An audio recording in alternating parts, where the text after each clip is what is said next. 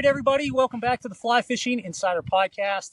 This week, we've got a really special episode. These are some ladies that I've met here locally in Idaho. I'm from Park City, as you know, but Stephanie and I met through one of my colleagues at work through social media. I believe it was LinkedIn. Stephanie owns and operates Finatical Fly Fishing, which is a women's-based fly fishing group. Caters to everyone, so there are men available and able to participate, etc. But you're catering specific to women because you saw a niche in there that was maybe missing the attention. And that's something that I really enjoy and have become accustomed to because I've got two little girls. I've got women that I fish with, and I've seen on a number of occasions where there's a little bit of a barrier. There's a little bit of a scare because it's such a men's populated sport. And, we're going to talk about that a little bit, but we're going to talk about how you got into the business. We've got Connie here, who's been a first-time participant, and Bonnie over here, who's an experienced angler. But you had a husband that passed away and left you in a position where you still wanted to fish and enjoy the camaraderie, etc.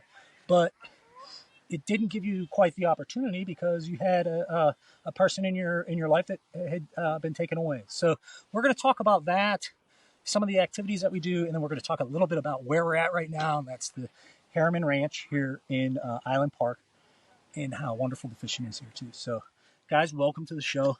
Stephanie, I'm going to pass you the mic. Tell us a little bit about what you kind of learned about fanatical fishing and how you kind of came up with that idea and went from there. Thank you for having us today. I sure appreciate the opportunity to be on your podcast. Fanatical Fly Fishing was started to create more opportunities for women to enjoy fly fishing travel in the U.S. and internationally.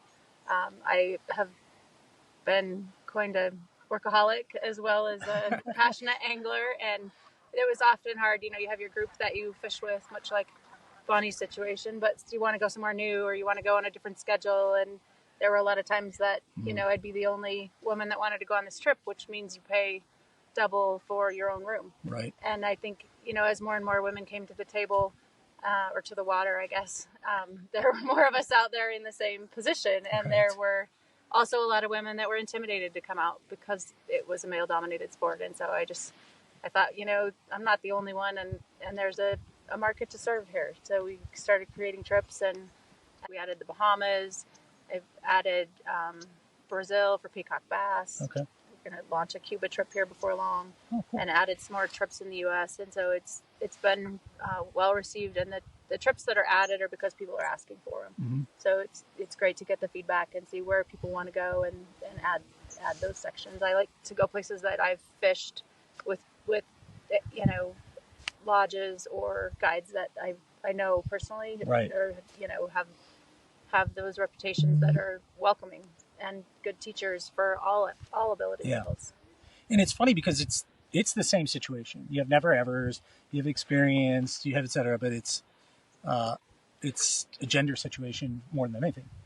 And it's really cool for me to see in a lot of perspective, larger groups getting out and enjoying each other. And 'cause I go on them. I go on guys trips. I can tell you right now, I go on guys trips and I look at whether it was my ex-wife or my current girlfriend. I go, no, not this time. This is a guy's trip, or my daughters, etc. So it's really cool for you guys to kind of have that experience too, because it's something that I cherish and enjoy, every year going on those trips. So it's really cool.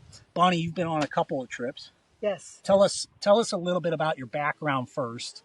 I kind of touched on it, and then tell us a little bit about maybe one of the trips you really enjoyed.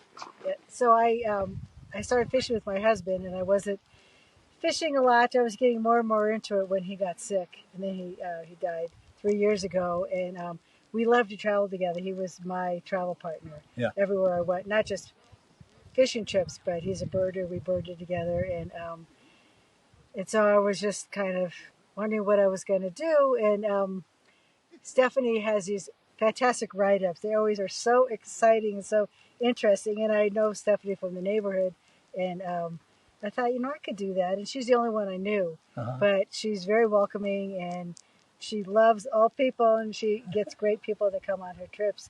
And so I made the plunge, which was hard. It was my first trip by myself. I went on the Mexico trip to the Yucatan for salt. she always was telling me about Salta, how much fun it was, plus how warm and beautiful it is in Mexico in January, February when we went, and it's freezing cold up here. So that was an amazing trip. That was really fun, really great guides. It was a great resort. I really enjoyed it. The food was great. And I met this woman, Sylvia, that I'm going to go on other trips with. Oh. So, and that was one of my aims, was to meet other women to travel with. Right. And because I love to travel, and I'm not quite ready to travel on my own places. So so that was really fun. It was my first time with Bonefish, and we had great guides. They were really great teachers, and felt comfortable. I'm a newbie in that. I feel like with all of these women, I'm a new angler also for trout too.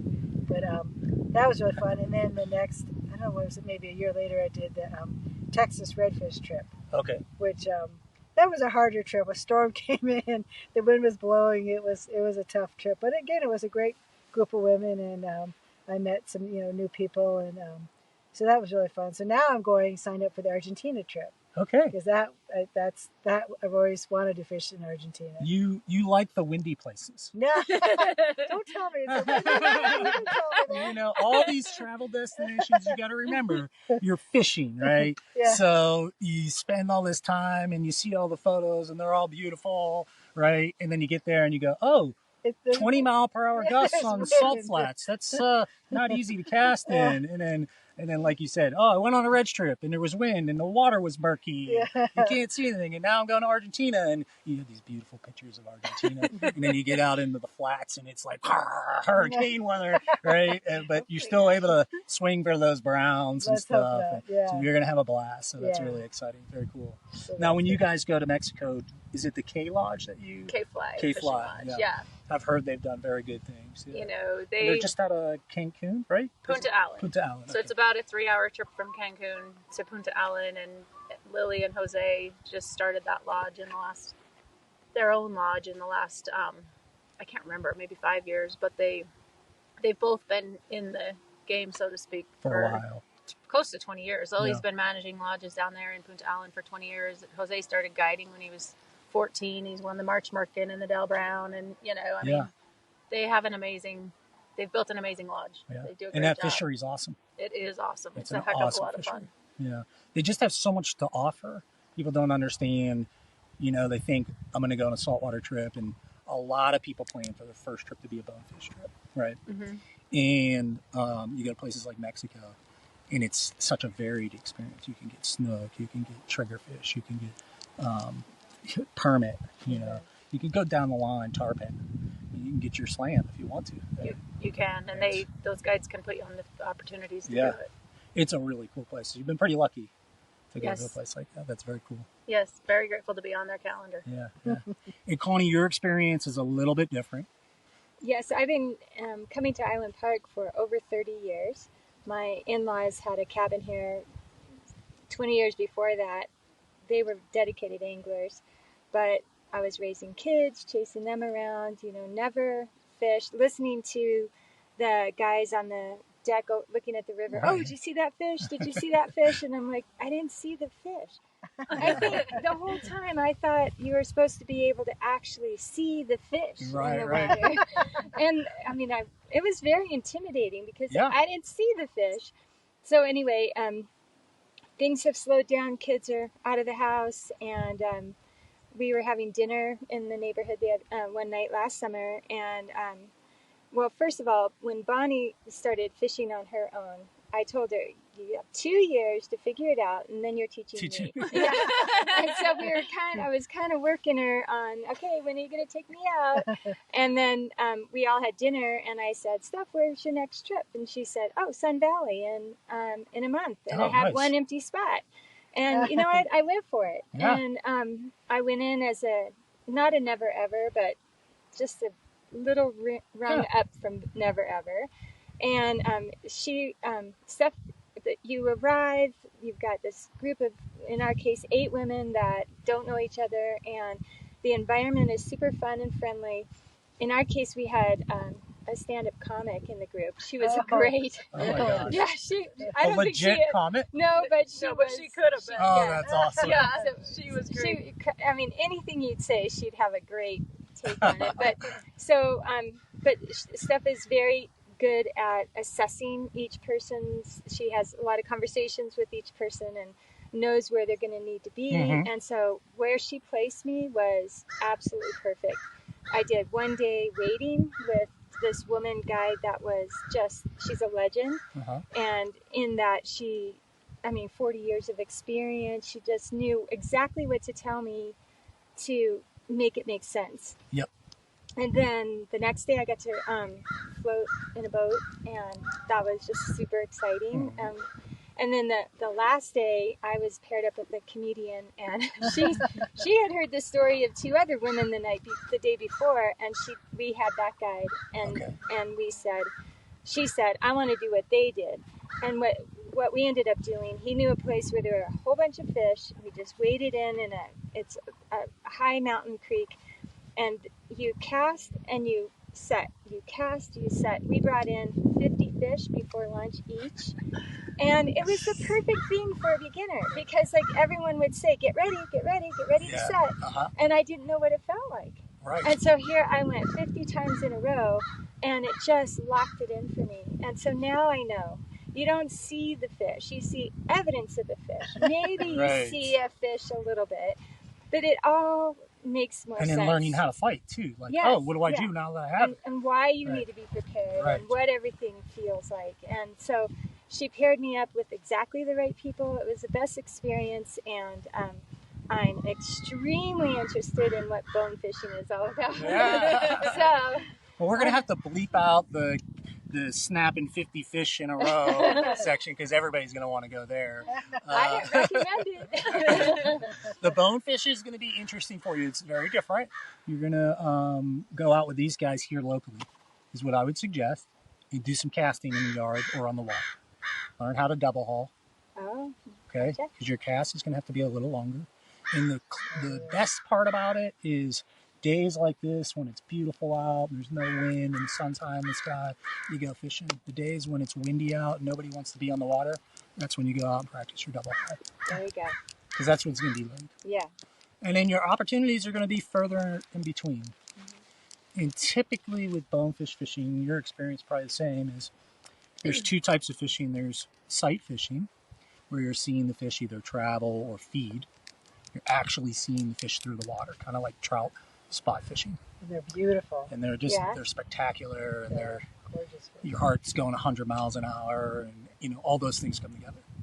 And then the other is what they call like mud water fishing. And so you'll go to slightly deeper areas where you'll see fresh mud kind of clouding the water. And that's usually a little deeper, where bonefish are feeding on the bottom. They're eating the crustaceans and whatnot, and so they're murking up the mud.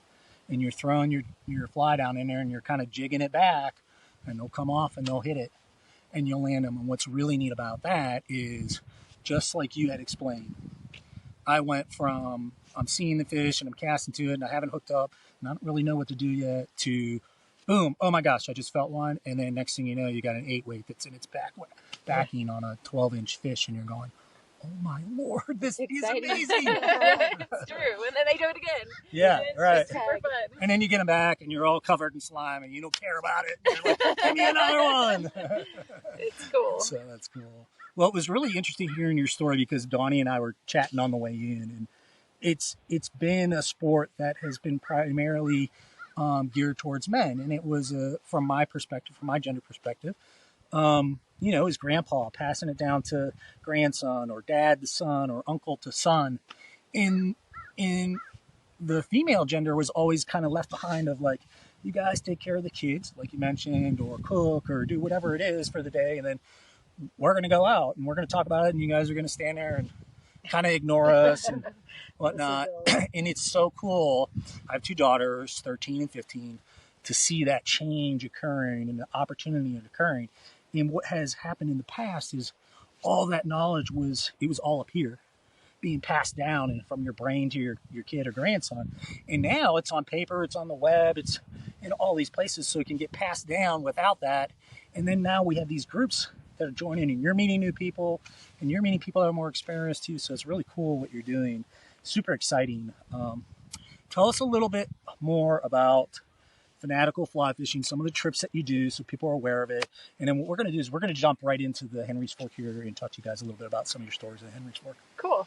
Yeah, I think, like I said, Fanatical Fly Fishing was created to offer more opportunities and, featuring some of these women guides that are much more prevalent than they used to be. We were lucky to have 2 ladies guiding on the Green River this June, and then Carly Rowland came back for a day on the Henry's Fork. She's moved on from guiding to other things, but she came back to join us for a day up here. We've got 3 ladies that are guiding on the Sun Valley trip in September. So Julie Meisner is coming out of retirement.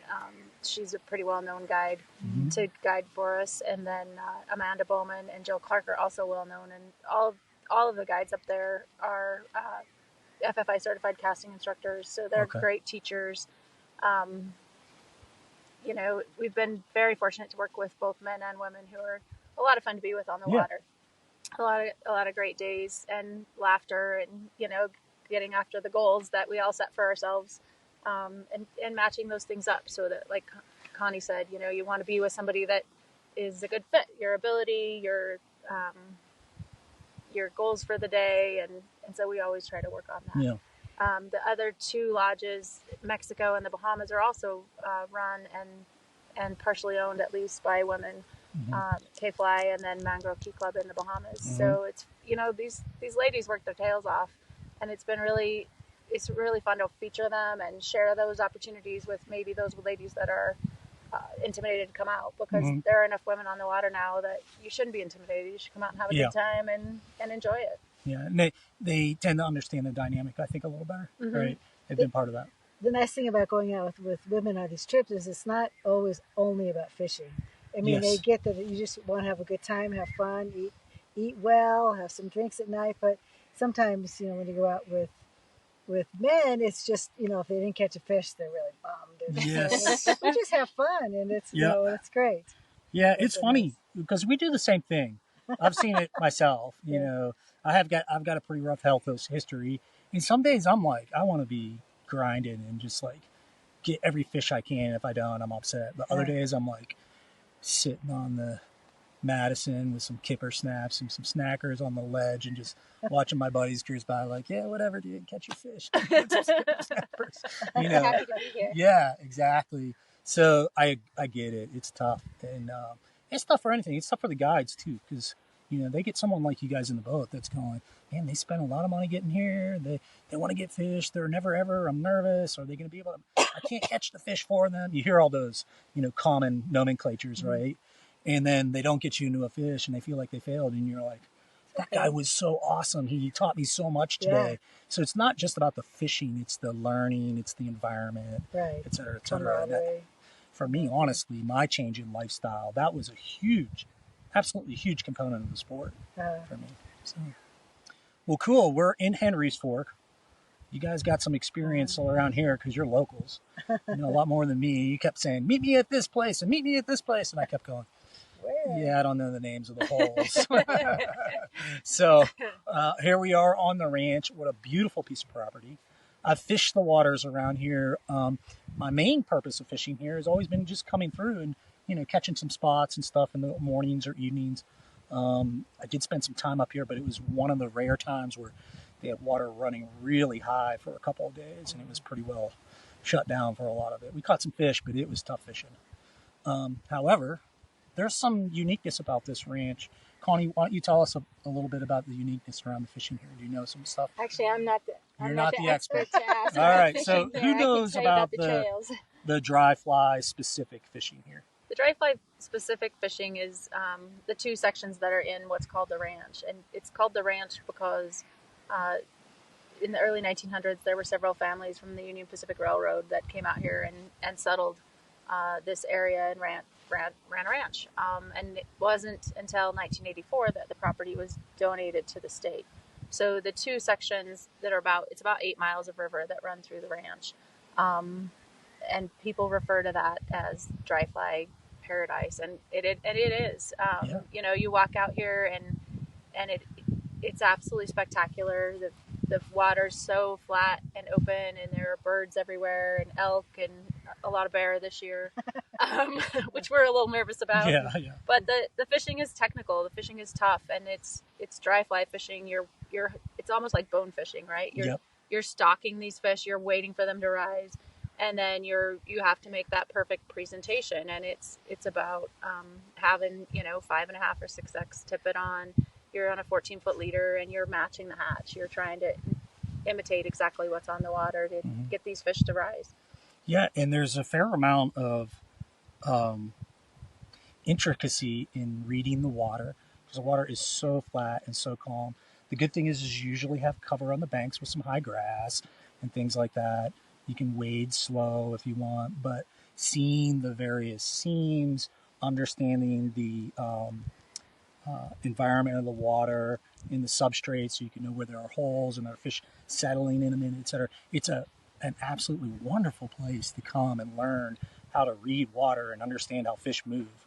And then it's also an absolutely great place to come and get absolutely skunked. Yeah, exactly. Very true. But it's it's about the experience too. I think we talked about that a little bit, and it's about being out here and you watch the elk come down at at night or whatever in the morning, and you just kind of forget about all that other stuff going on in life. Right.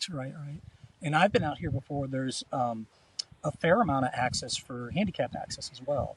I came out with some older gentlemen. We had a great time fishing, and we were able to access some of the handicap points, etc. So I think from a park standpoint, in my perspective of the parks I've been to, it's one of the top-notch parks to come to because such a variability to get around and high-quality fish. So great place to be. So, Bonnie, I'm going to start with you over there. You've fished up here a number of times. Yes. Do you have a specific moment in time where you remember catching something and having a good time? Could you describe that for us? Oh, every time catching a fish on Henry's Fork is really exciting because it's so hard.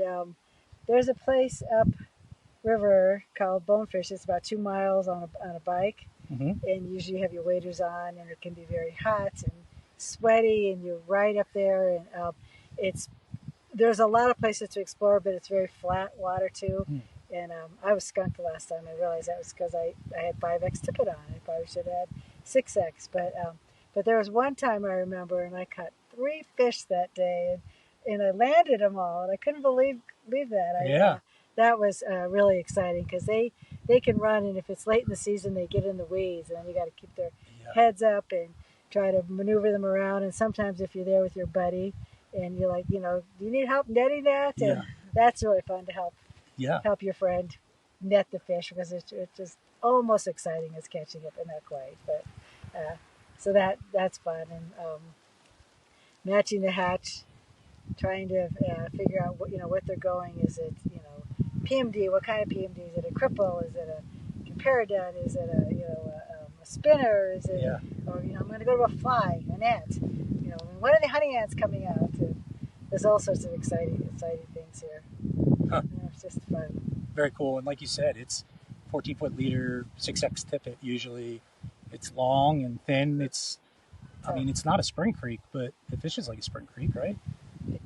Yeah, it's just... It is a spring creek? It is. They consider it a spring creek, don't they? They're coming out of Big Springs. Oh, okay. Yeah, there's lots of springs around. So yeah, it's tough, and you can see that she's not a beginner. She's just proven that she does very well up here, and has a lot of days on the water. Yeah. So it's fun to see all of that. I'm lucky to live here, so I can just go out for a couple of hours and practice, and there's a lot of different places close to our homes. We're really lucky to pick from to fish, depending upon what you like or what you think is fishing that day. Right. That's the morning walk with the dogs. All right, where'd you fish yesterday? You think there's fish there today? And and that's the glory is you can come down and fish something like this. It's dry fly specific. It's very difficult. That it's very much a match the hatch kind of scenario, or you could go up into Box or Buffalo or go over to the Madison, etc., and you can fish nymphs, and you can really change it up quite a bit and learn a lot of different techniques. But the fact that you have this, I don't know, almost like mini ecosystem, right, where you're going, ooh, I can really challenge myself. I know I can always challenge myself there. Yeah. Right. So it's pretty neat. It's true. And, there is so much variance here. I mean, there's something for every angler, you can go down on the lower river and fish for big browns that are eating hoppers or streamers right now. And, you know, I mean, there's definitely something for every beginner to expert up on the Henry's Fork, and there's a million places to camp, and you know, you can stay in a lodge, you can do an organized trip. There's something for everybody anytime they want to do it. Yeah, it's very cool. I mean, I brought my daughter up. She's 13. We came up and we did some free camping last night. Got to hear the elk bugling in the middle of the night. That was pretty awesome. Nice. So that was kind of cool. Heard some birds and a few little scares. That's okay. What is that? I don't know. I don't know what it is. It's wild here. Go back to sleep. You want some earbuds? It's definitely wild country. Yeah, it is. And of course, Stephanie told me about the bears, I don't know, 30, 40 times at least. And I kept going, yeah. Everybody I talked to, the bears. They are. What is up with the bears around here? First time I've heard about that. You know, so pretty cool. Connie, you have a slightly different experience. I was thinking of my most memorable moments. I have two. One is when I was on the trip in Sun Valley. The guide wanted to get us on big fish, and I got to hold a big fish. I caught it, and I brought it in. Nice. I mean, he handheld me to getting to it, but whoa! And then to hold it, but then it, you know, when you have a guide helping you, you know, it's awesome. But I didn't know all the things that I was doing, and so a few weeks after my trip, the three of us came out here, and they definitely guide me through where to go and everything. So we all wade in. Everybody's focused on their own thing, just around the bend here. And I actually saw the signs of a fish. I thought about what to do. I put the fly there. The fish took it. I brought it in. I netted it. I let it go. I did the whole thing by myself. That was exciting, but they didn't see it. Nobody saw it, but I did. You existed, right? You got the cradle to grave experience for sure. And wow, how cool! I mean, I'm at the beginning of my angler career. I hope, but I hope it continues on. But that was great. I remember early in my fishing, and it was a very similar situation. I had caught a bunch of fish. I was pretty excited. I came up to Ennis and fished with some buddies, but it was one of the first times I explored like a little blue water around my house, and I found this tiny little creek, and I saw this little brook trout. I mean, the thing must have been this big, you know. And I bow and arrow casted under a branch to it, and that thing ate. And I screamed so loud. I thought I was 6 years old again.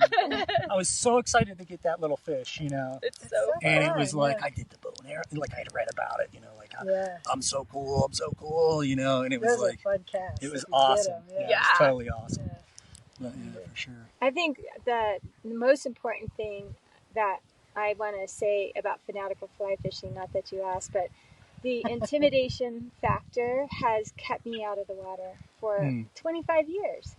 And the barriers went down thanks to you two women and your you seeing the niche that it's intimidating. And I'm so excited. Yeah. Was it the fact that there was a group available, or that you knew people? Combination. What were some of the triggers for you that were like, okay, it's time to experiment, it's time to go for it? Definitely women only was a factor to me. Not that I don't like men, but it reduced the intimidation factor incredibly. Can I interrupt? Was it like, well, if I go with the guys, I feel pretty comfortable right now, but I know if I miss a fish, I'm gonna get made fun of, or I'm gonna get teased, or I'm gonna. No. Is it like throughout the day you were thinking like, okay, I can overcome this, and then there's going to be this obstacle, and then, whereas when you were out with the women, it was like the obstacles are removed. I'm just going to. No. Moreover, I just was such a beginner, and it doesn't seem like any male angler is a beginner. Like I would have been. They say stuff that I don't understand, and then you can't stop them. I mean, it's not male. It's just experienced anglers that. Don't understand that. I really don't. I didn't see that fish. I didn't see the sign of that fish. I don't know what you're talking about. And so being in this environment was a lot easier to say, hey, I don't know what you're saying. That's cool. And then not to, and again, Steph had the guides that Yeah. knew what the audience was and played perfectly to them. So, And so you guys know, it exists everywhere. Let me give you an example. I got a permit for the Smith River in Montana, which is very rare to get. Yeah. You know, we have 15 guys on the trip. We had an extra spot. And I called an older felder, and I said, you should come on the trip with us, man. You should come on the trip with us. And he declined to go. And he said, I got work. And I was like, oh, man, it's such a bummer, you know. And it was last minute. So it was like, okay. I moved on. I found out after the trip, the reason he didn't go was they have all the new stuff, and they have this, and they don't want to see my junk, blah, blah, blah. And I couldn't believe it. I was like, I don't care what you fish with. You could come with a piece of stick, as far as I care. It's about being out with each other and doing all those things together. It's so funny how sometimes we build up those things in our minds and we get set in that perspective of like intimidation. It happens in all things in life, etc., you know. Yeah. But I think that's, for me, has always been one thing I've been really comfortable with and has helped me a lot, is going, you know what, I don't care if I make a mistake. I'm at that point in my life where I just go, whatever.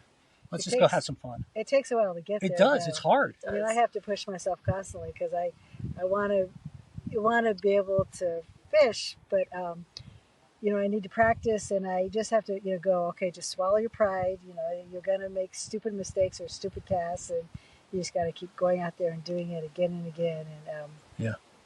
And but I love being with a group of women to go out there cool. with. It's just, yeah. It is. My mother's a Italian woman, and her father's an immigrant. And one of the things she told me when I was little that always resonated with me was, your grandpa always had a chip on his shoulder because he was Italian. He thought everybody expected too much and he couldn't deliver. And so he had this chip on his shoulder. And she pointed out to me, you got to learn how to ask people for help. And that's a huge component of it. And that's one of the things I love about group trips, especially trips, like you said, whether it's all men or all women, where you just have this level of comfort where you can just go, what am I doing wrong? Yeah. Or how would you fish this? Or whatever it is. Or what's for dinner tonight? Oh, man, not again. You know? But like all those little things. But being able to ask those questions can be really cool. Yeah. Have that comfort level. Right. And I think it's been fun to watch people on these trips in that environment, you know, because they do come out of their shell and they do come away with, you know, a new skill set, and they come away with the next challenge, and people really grow personally. Speaking for myself, the more trips I got to do, the more I saw the growth would translate into my career or other relationships, and it's fun to see everybody get that opportunity, right? We all help each other out. Yeah, very cool. Stephanie, I'm going to ask you to do one thing for us today, then we're going to part with the show. But can you describe your rod setup for Henry's Fork? You know, like your leader length and maybe your line type, what size rod you use, and then if you have something off the top of your head that you could say, hey, one tip I would give you this tip. All right, you bet. So I think most people here use a 5 or a 6 weight, and if you're fishing the ranch, for example, you're probably going to want something like a 14-foot leader that's, you know, 5.5 or 6X if you're going to go for that technical water. The other sections, you're going to maybe fish a different leader, especially if you're going to float, because, you know, you're going to need something stronger. If you're down on the lower river throwing streamers, you might be fishing a 4X with a much shorter leader. So, you know, for me, I think my favorite, and probably yours too, is going into bonefish and fishing, you know, that technical stuff. And we all have days that we come out of there with a big fat 0. Yeah. But it's some of us come out with 3 fish all the time.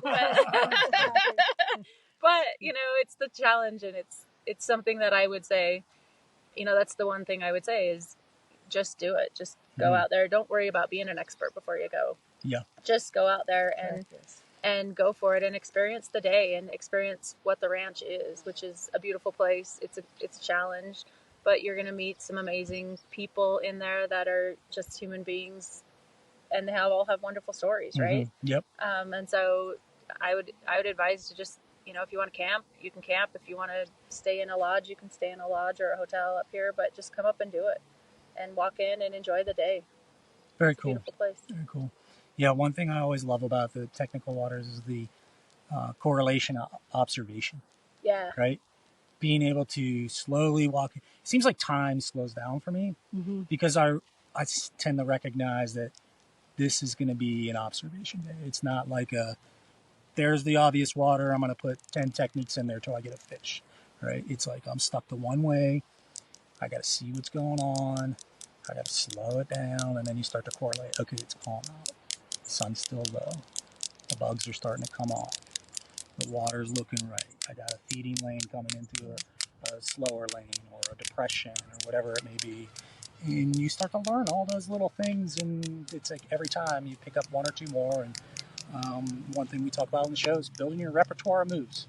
Yeah. I added another move to my repertoire, and here we are with success. So thanks again for sharing Finatical Fly Fishing. How do we get a hold of you? You can visit the website, which is fanaticalflyfishing.com. Give me a call at 208-220-0706 or an email, fanaticalflyfishing@gmail.com. Sweet. Yeah, thanks. Sweet. Yeah, well, thanks for having us. It was awesome having you guys on the show. I'm looking forward to fishing with you the rest of the day. We're going to get my 13-year-old to fish today somehow or some way. It might be at the bait store, but we'll get her out there. Yeah. She's got a good crew there. Yeah. Well, thanks everyone for joining us. We'll be back next time, and I hope you enjoyed the show. Talk to you soon. You're welcome.